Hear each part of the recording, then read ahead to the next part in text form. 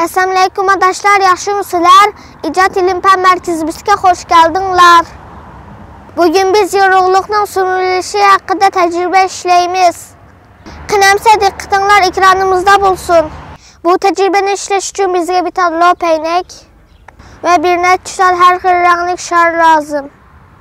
Ondan başqa hava uçuq, quyaş nuru güclük buluş gerek. Qınamsa təcrübəni başlap gidəylik. Aldı bilen kınık rənglik şarlardan başlayılı. Lop eynəkdən ötken nurlar şardaki en küçük noktaya merkezleştirdiğin kılıp tutup durumuz.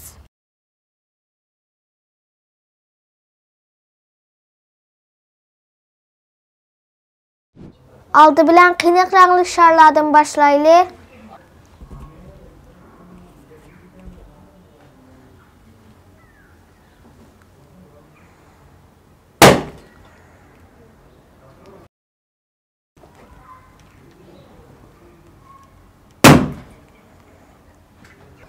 Hem de ağ süzük şarını sınap bakaylı. Pərək bulamdı, bulmamdı.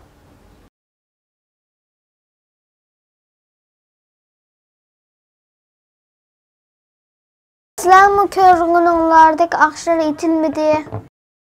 Adaşlar bu tecrübedeki bilimni bilginler keldiği deymene. Ondaqda hemimiz birlikte bu bilimlerini öğüneyli. Lop eynəkdən quyaş nurlarını bir noktaya yığıdan rolü bar bulup, bu noktanı biz fokus noktası deyimiz.